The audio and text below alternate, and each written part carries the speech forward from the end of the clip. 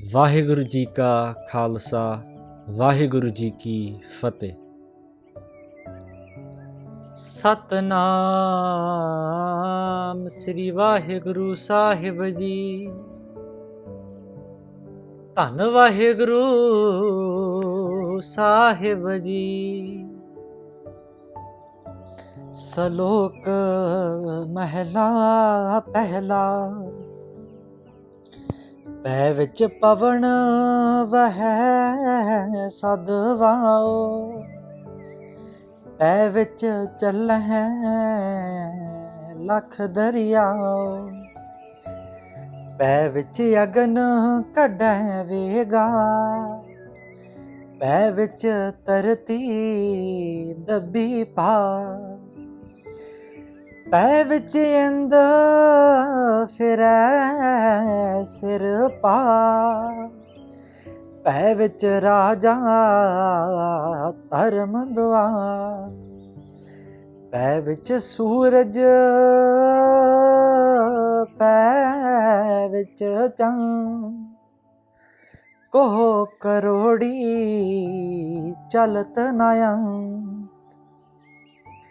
ਪੈ ਵਿੱਚ ਸਿੱਧ ਬੁੱਧ ਸੁਰਨਾਥ, ਪੈ ਵਿੱਚ ਆਡਾਣੇ ਆਕਾਸ਼, ਪੈ ਵਿੱਚ ਜੋਧ ਮਹਾਬਲ ਸੂਰ, ਪੈ ਵਿੱਚ ਆਵਹਿ ਜਾਵਹਿ ਪੂਰ, ਸਗਲਿਆ ਪਉ ਲਿਖਿਆ ਸਿਰ ਲੇਖ, ਨਾਨਕ ਨਿਰਭਉ ਨਿਰੰਕਾਰ ਸੱਚ ਵੇਖ, ਸਗਲਿਆ ਪਉ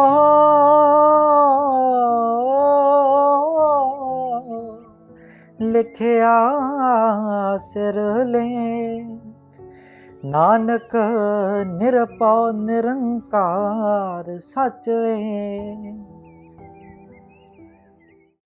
ਸੋ ਜਿਸ ਸ਼ਲੋਕ ਦਾ ਹੁਣੇ ਆਪਾਂ ਬੜੇ ਪਿਆਰ ਅਤੇ ਟਿਕਾ ਦੇ ਨਾਲ ਬੈਠ ਕੇ ਪਾਠ ਸਰਵਣ ਕੀਤਾ ਹੈ, ਧੰਨ ਸ੍ਰੀ ਗੁਰੂ ਨਾਨਕ ਪਾਤਸ਼ਾਹ ਜੀ ਦੀ ਰਸਨਾ ਤੋਂ ਉਚਾਰਨ ਕੀਤਾ ਹੋਇਆ ਆਸਾ ਕੀ ਵਾਰ ਜੀ ਦੀ ਬਾਣੀ ਦੇ ਵਿੱਚ, ਕਿਉਂਕਿ ਕੱਲ ਵਾਲੀ ਵੀਡੀਓ ਦੇ ਵਿੱਚ ਆਪਾਂ ਆਸਾ ਕੀ ਵਾਰ ਜੀ ਦੀ ਚੌਥੀ ਪੌੜੀ ਦੀ ਵਿਚਾਰ ਆਪ ਸਾਰਿਆਂ ਦੇ ਨਾਲ ਸਾਂਝੀ ਕੀਤੀ ਸੀ, ਤੇ ਆ ਜਿਹੜਾ ਸ਼ਲੋਕ ਆਪਾਂ ਹੁਣ ਸਰਵਣ ਕੀਤਾ ਹੈ, ਇਹ ਸ਼ਲੋਕ ਉਸ ਪੌੜੀ ਦੇ ਨਾਲ ਸੰਬੰਧ ਰੱਖਣ ਵਾਲਾ ਹੈ। We have just listened to the paath of a slok read by Guru Nanak Pasha that we read when we do Asa Ki War Ji da Kirtan, Asa Ki War Ji da Paath. And in yesterday's video, we discussed the fourth pauri of Asa Ki War. Today, we will be discussing the slok that is connected to that pauri. So, ਆਓ ਸਭ ਤੋਂ ਪਹਿਲਾਂ ਇਹ ਸਮਝਣ ਦੀ ਕੋਸ਼ਿਸ਼ ਕਰੀਏ ਕਿ ਗੁਰੂ ਨਾਨਕ ਪਾਤਸ਼ਾਹ ਇਸ ਸ਼ਲੋਕ ਦੇ ਰਾਹੀਂ ਸਾਡੇ ਨਾਲ ਕਿਹੜਾ ਉਪਦੇਸ਼ ਸਾਂਝਾ ਕਰਨਾ ਚਾਹ ਰਹੇ ਹਨ। What is Guru Nanak Pasha trying to explain to us in this slok? ਤੇ ਸ਼ਲੋਕ ਦੀਆਂ ਅਖੀਰਲੀਆਂ ਪੰਕਤੀਆਂ, the last lines in this slok are ਸਗਲਿਆਂ ਭਉ ਲਿਖਿਆ ਸਿਰਲੇਖ, ਨਾਨਕ ਨਿਰਭਉ ਨਿਰੰਕਾਰ ਸੱਚ ਏਕ। Guru Pasha says that everything that we see, everything that is a part of nature has to go according to that system that is controlling everything. ਗੁਰੂ ਪਾਤਸ਼ਾਹ ਕਹਿੰਦੇ ਨੇ ਜੋ ਵੀ ਅਸੀਂ ਦੇਖਦੇ ਹਾਂ, ਜੋ ਵੀ ਚੀਜ਼, ਜੋ ਵੀ ਸ਼ੈ ਕੁਦਰਤ ਦਾ ਹਿੱਸਾ ਆ, ਉਹਨੂੰ ਨਿਯਮਾਂ ਦੇ ਮੁਤਾਬਕ ਚੱਲਣਾ ਪੈਂਦਾ ਹੈ। ਸਗਲਿਆਂ ਭਉ ਲਿਖਿਆ ਸਿਰਲੇਖ, ਨਾਨਕ ਨਿਰਭਉ ਨਿਰੰਕਾਰ ਸੱਚ ਏਕ। ਜੇ ਕੋਈ ਨਿਡਰ ਹੈ, ਜੇ ਕੋਈ ਭੈ ਤੋਂ ਰਹਿਤ ਹੈ, ਜੇ ਕੋਈ ਸ਼ਕਤੀ ਭੈ ਤੋਂ ਰਹਿਤ ਹੈ, ਤਾਂ ਉਹ ਨਿਯਮ ਹਨ ਜਿਹੜੇ ਸ੍ਰਿਸ਼ਟੀ ਨੂੰ ਚਲਾ ਰਹੇ ਹਨ। That system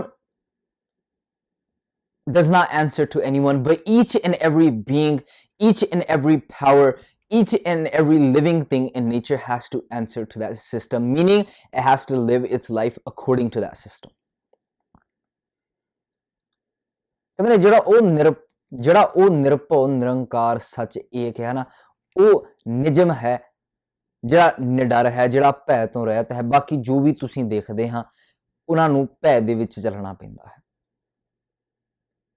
Now, why was this such a big deal back then? Because you must remember that each and everything in nature, the Brahman said, was a goddess. We talk about the sun, the Brahmin said it was a goddess. We talk about water, air, fire. The Brahmin said that they were all devte, they were all gods and goddesses. And when Guru Pasha says that no, everything has to go according to that system, what are they trying to say? They are trying to say, no, why are you worshipping? Why aren't you trying to understand? The sun and the moon, the air and the water that you are saying is a goddess, that you are saying they are devte, we have to bow down in front of them, we have to do ardasa in front of them. No, they also live in fear of that system of nature, meaning that they have to conduct themselves according to that system. So instead of worshipping the sun, instead of worshipping fire, air, water, why not try to understand the system that is controlling them? ਇੱਕ ਗੱਲ ਦਾ ਸਾਨੂੰ ਖਿਆਲ ਰੱਖਣਾ ਪਵੇਗਾ ਕਿ ਉਸ ਖਿੱਤੇ ਦੇ ਲੋਕ, ਉਸ ਖਿੱਤੇ ਦੀ ਵਿਚਾਰਧਾਰਾ ਇਸ ਗੱਲ ਨੂੰ ਪ੍ਰਮੋਟ ਕਰ ਰਹੀ ਸੀ ਕਿ ਜੋ ਵੀ ਤੁਸੀਂ ਦੇਖਦੇ ਹੋ, ਭਾਵੇਂ ਹਵਾ ਦੀ ਗੱਲ ਕਰ ਲਈਏ, ਭਾਵੇਂ ਪਾਣੀ ਦੀ ਗੱਲ ਕਰ ਲਈਏ, ਭਾਵੇਂ ਚੰਦ ਸੂਰਜ ਦੀ ਗੱਲ ਕਰ ਲਈਏ,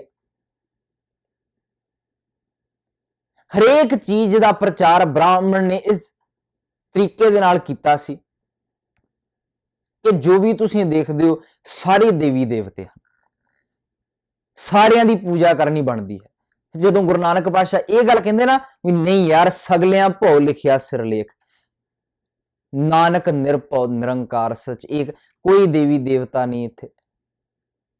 ਹਵਾ ਨੂੰ ਪੂਜੋ ਨਾ, ਪਾਣੀ ਨੂੰ ਪੂਜੋ ਨਾ, ਚੰਦਰਮਾ ਨੂੰ ਪੂਜੋ ਨਾ, ਸੂਰਜ ਨੂੰ ਪੂਜੋ ਨਾ, ਇਹਨਾਂ ਨੂੰ ਸਮਝਣ ਦੀ ਕੋਸ਼ਿਸ਼ ਕਰੋ।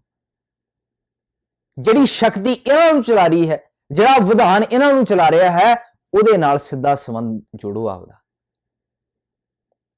ਸ਼ਬਦ ਸ਼ਲੋਕ ਦੇ ਪਹਿਲੇ ਬੰਦ ਵਿੱਚ ਪਾਤਸ਼ਾਹ ਕਹਿੰਦੇ ਨੇ ਭੈ ਵਿੱਚ ਪਵਨ ਵਹੈ ਸਦਭਾਵ, ਜਿਹਨੂੰ ਯਾਰ ਤੁਸੀਂ ਦੇਵਤੇ ਮੰਨਦੇ ਹੋ, the air that you say is a goddess, that air is living in fear of that system, it conducts itself according to that system।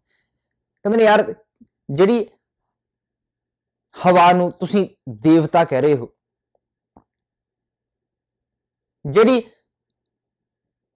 ਹਵਾ ਬਾਰੇ ਤੁਸੀਂ ਇਹ ਪ੍ਰਚਾਰ ਕਰਦੇ ਹੋ ਵੀ ਇਹ ਪੂਜਣ ਯੋਗ ਹੈ, ਪਾਤਸ਼ਾਹ ਕਹਿੰਦੇ ਨੇ ਨਹੀਂ, ਇਹ ਵੀ ਨਿਜਮਾਂ ਦੇ ਭੈ ਦੇ ਵਿੱਚ ਚੱਲਦੀ ਹੈ। ਭੈ ਵਿੱਚ ਪਵਨ ਵਹੈ ਸਦਭਾਵ, ਭੈ ਵਿੱਚ ਚੱਲਣਾ ਹੈ ਲੱਖ ਦਰਿਆ। The water that you say is a goddess, the water that you say I have to worship। ਜਿਸ ਪਾਣੀ ਦੇ ਬਾਰੇ ਤੂੰ ਇਹ ਗੱਲ ਕਹਿੰਦਾ ਵੀ ਪਾਣੀ ਵੀ ਇੱਕ ਦੇਵਤਾ ਆ, ਇਹਦੀ ਮੈਂ ਪੂਜਾ ਕਰਨੀ ਹੈ, ਕਹਿੰਦੇ ਨੇ ਉਹ ਵੀ ਨਿਜਮਾਂ ਮੁਤਾਬਕ ਚੱਲ ਰਹੀ ਹੈ। That too is going according to that system of nature, it is flowing according to that system of nature। ਭੈ ਵਿੱਚ ਚੱਲਣਾ ਹੈ ਲੱਖ ਦਰਿਆ, ਭੈ ਵਿੱਚ ਅਗਨ ਕੱਢੇ ਵਿਕਾਰ, ਭੈ ਵਿੱਚ ਧਰਤੀ ਦੱਬੀ ਭਾਰ। The fire that you say is a goddess, ਜਿਸ ਅੱਗ ਦੇ ਬਾਰੇ ਤੂੰ ਇਹ ਗੱਲ ਕਹਿੰਦਾ ਨਾ ਵੀ ਇਹ ਦੇਵਤਾ ਆ, ਇਹਨੂੰ ਪੂਜੋ, ਇਹ ਬੜੇ ਕਹਿਰ ਮਚਾਉਂਦੀ ਆ, ਪਾਤਸ਼ਾਹ ਕਹਿੰਦੇ ਨੇ ਨਹੀਂ ਯਾਰ, ਉਹ ਵੀ ਨਿਜਮਾਂ ਮੁਤਾਬਕ ਚੱਲ ਰਹੀ ਹੈ। ਹਵਾ ਨੂੰ, ਅੱਗ ਨੂੰ, ਪਾਣੀ ਨੂੰ ਅਸੀਂ ਪੂਜਣਾ ਨਹੀਂ, ਜਿੱਦਾਂ ਸਾਡੇ ਵਿਦਵਾਨ ਨਹੀਂ ਕਹਿੰਦੇ ਯਾਰ ਇਹ ਕੁਦਰਤ ਨੂੰ ਰੱਬ ਮੰਨਦੇ, ਹਵਾ ਦੀ ਪੂਜਾ ਕਰਨੀ ਸ਼ੁਰੂ ਕਰ ਲਓ, ਪਾਣੀ ਦੀ ਪੂਜਾ ਕਰਨੀ ਸ਼ੁਰੂ ਕਰ ਲਓ। ਅਸੀਂ ਕਦੋਂ ਕਿਹਾ ਪਾਣੀ ਦੀ ਪੂਜਾ ਕਰਨੀ ਸ਼ੁਰੂ ਕਰ ਲਓ ਯਾਰ? ਅਸੀਂ ਕਦੋਂ ਕਿਹਾ ਵੀ ਹਵਾ ਪੂਜਣ ਹੋ ਗਿਆ? ਅਸੀਂ ਕਹਿੰਦੇ ਨਹੀਂ, ਵਿਧਾਨ ਨੂੰ ਸਮਝੋ। ਜਿਹੜੀ ਚੀਜ਼ ਹਵਾ ਨੂੰ ਚਲਾ ਰਹੀ ਹੈ, ਜਿਹੜੀ ਚੀਜ਼ ਸਾਨੂੰ ਚਲਾ ਰਹੀ ਹੈ, ਉਹਨੂੰ ਸਮਝਣ ਦੀ ਕੋਸ਼ਿਸ਼ ਕਰੋ, ਪੂਜਣਾ ਨਹੀਂ। We are not to worship anything, we are to understand it। ਸਮਾਜ ਦਾ ਬੇੜਾ ਇਸ ਕਰਕੇ ਬੈਠਾ ਸੀ ਕਿਉਂਕਿ ਲੋਕੀ ਪੂਜਾ ਕਰਦੇ ਸੀ, ਹਰੇਕ ਚੀਜ਼ ਦੀ ਪੂਜਾ ਲੋਕੀ ਕਰਦੇ ਸੀ ਉਸ ਵੇਲੇ। ਗੁਰੂ ਨਾਨਕ ਪਾਤਸ਼ਾਹ ਨੇ ਕਿਹਾ ਨਹੀਂ, ਪੂਜਣਾ ਨਹੀਂ, ਸਮਝਣਾ ਆ ਸਿੱਖ ਨੇ। ਭੈ ਵਿੱਚ ਅਗਨ ਕੱਢੇ ਵਿਕਾਰ, ਭੈ ਵਿੱਚ ਧਰਤੀ ਦੱਬੀ ਭਾਰ। ਤੁਸੀਂ ਕਹਿੰਦੇ ਹੋ ਕਿ ਧਰਤੀ ਬਲਦ ਦੇ ਆਸਰੇ ਤੇ ਖੜੀ ਆ, ਨਹੀਂ ਭਾਈ, ਧਰਤੀ ਵੀ ਨਿਯਮਾਂ ਮੁਤਾਬਕ ਚੱਲ ਰਹੀ ਹੈ। You say that there is a bull that is controlling the weight of the world. No. The earth is spinning according to that system. The earth is conducting itself according to that system. So instead of worshiping these things, why not connect yourself to that? Why not feel that you are a part of that system? ਪੂਜਾ ਕਰਨ ਦੀ ਬਜਾਏ ਇਹ ਗੱਲ ਵਧੀਆ ਨਹੀਂ। ਇਹ ਨੁਕਤਾ ਸਮਾਜ ਦੇ ਮਨ ਦੇ ਵਿੱਚ ਜੇ ਫਿੱਟ ਬੈਠੇ ਕਿ ਨਹੀਂ ਯਾਰ ਮੈਂ ਉਸ ਵਿਧਾਨ ਨੂੰ ਮਹਿਸੂਸ ਕਰਨਾ, ਮੈਂ ਵੀ ਉਹਦਾ ਹਿੱਸਾ ਆ। ਪੂਜਣ ਦੀ ਬਜਾਏ ਮੈਂ ਇੱਕ ਜ਼ਿੰਮੇਵਾਰੀ ਨਿਭਾਉਣ ਦੀ ਕੋਸ਼ਿਸ਼ ਕਰਨੀ। ਪਰ ਨਹੀਂ, ਸਾਨੂੰ ਪੂਜਣ ਦੇ ਰਾਹ ਤੇ ਤੁਰ ਦਿੱਤਾ। ਹਰੇਕ ਚੀਜ਼ ਦੀ ਜੇ ਗੱਲ ਕਰੀਏ, ਪੁਜਾਰੀ ਕਹਿੰਦਾ ਨਹੀਂ ਸਮਝੀ ਨਾ, ਅੱਖਾਂ ਮੇਟ ਕੇ ਬਸ ਮੰਨੀ ਜਾ। ਭੈ ਵਿੱਚ ਧਰਤੀ ਦੱਬੀ ਭਾਰ, ਭੈ ਵਿੱਚ ਇੰਦ ਫਿਰੈ ਸਿਰ ਭਾਰ। ਤੂੰ ਕਹਿੰਦਾ ਕਿ ਇੰਦਰ ਦੇਵਤਾ ਸਵਰਗਾਂ ਦਾ ਮਾਲਕ ਹੈ। You say that you have to do ardas in front of the Indra Devta, the controller of the heavens, for it to rain upon earth. But Guru Nanak Pasha says no, if rain falls on the earth, it falls according to that system. ਤੂੰ ਕਹਿੰਦਾ ਕਿ ਯਾਰ ਇੰਦਰ ਦੇਵਤਾ ਸਵਰਗਾਂ ਦਾ ਰਾਜਾ ਹੈ, ਉਹਦੇ ਅੱਗੇ ਜੇ ਮੀਂਹ ਪਵਾਉਣਾ ਚਾਹੁੰਦੇ ਹੋ ਤੁਸੀਂ ਤਾਂ ਉਹਦੇ ਅੱਗੇ ਅਰਦਾਸਾਂ ਕਰਨੀਆਂ ਪੈਣਗੀਆਂ। ਪਾਸ਼ਾ ਕਹਿੰਦੇ ਨਹੀਂ, ਕੋਈ ਸ਼ਕਤੀ ਨਹੀਂ ਇਦਾਂ ਕੁਦਰਤ ਵਿੱਚ। ਜੇ ਮੀਂਹ ਪੈਂਦਾ ਹੈ ਨਾ ਤਾਂ ਮੀਂਹ ਭਇਆ ਪਰਮੇਸ਼ਰ ਪਾਇਆ, ਵਿਧਾਨ ਦੇ ਮੁਤਾਬਕ ਪੈਂਦਾ ਹੈ, ਕੋਈ ਇੰਦਰ ਨਹੀਂ, ਕੋਈ ਭੈ ਵਿੱਚ ਰਾਜਾ ਧਰਮਦਵਾਰ, ਕੋਈ ਧਰਮਰਾਜ ਨਹੀਂ। ਹੁਣ ਵੇਖੋ, ਜਦੋਂ ਕਿਸੇ ਦੀ ਮਨੌਤ ਨੂੰ ਕੱਟਣਾ ਹੋਵੇ, when you are trying to challenge the status quo, you have to speak in a language in which people understand. ਉਹਨਾਂ ਦੀ ਭਾਸ਼ਾ ਦੇ ਵਿੱਚ ਤੁਹਾਨੂੰ ਗੱਲ ਕਰਨੀ ਪਵੇਗੀ। ਹੁਣ ਜਦੋਂ ਗੁਰੂ ਪਾਤਸ਼ਾਹ ਗੱਲ ਕਰਦੇ ਨੇ, ਗੁਰੂ ਪਾਤਸ਼ਾਹ says ਵੀ ਰੋਵੈ ਰਾਮ ਨਿਕਾਲਾ ਭਇਆ, ਸੀਤਾ ਲక్ష్మణ ਵਿਛੜ ਗਿਆ।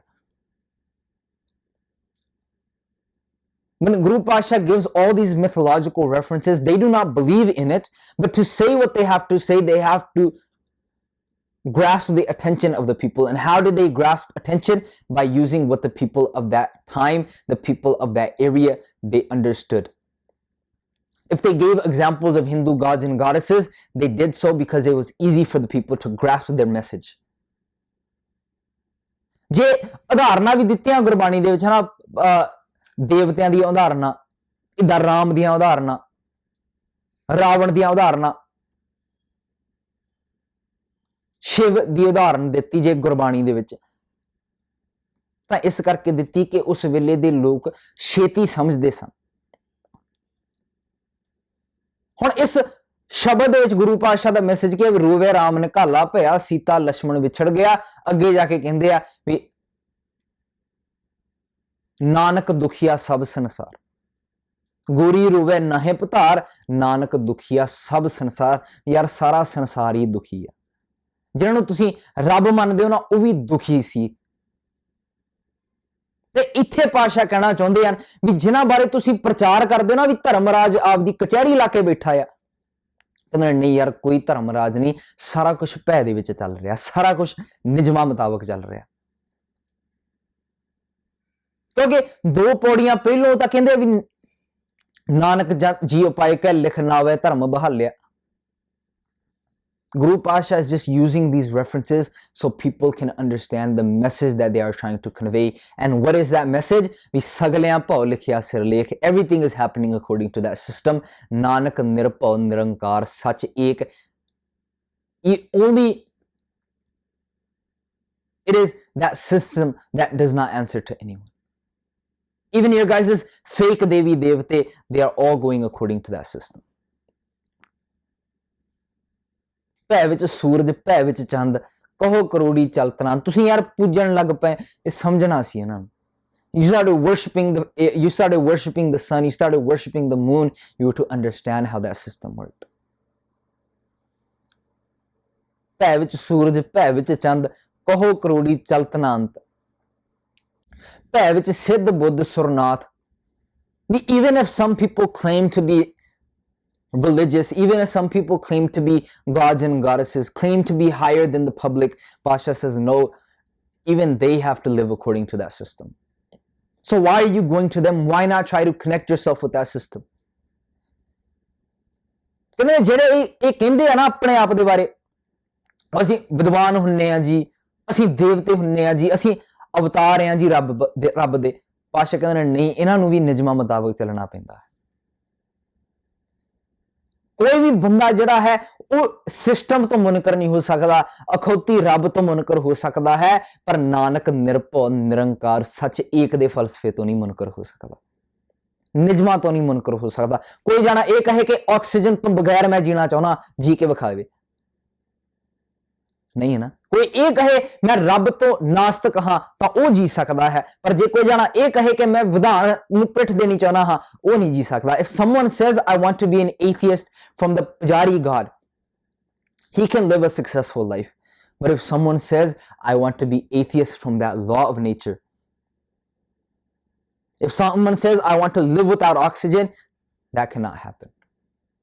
Why? Because Nanak Nirpal Nirankar Sach Ek।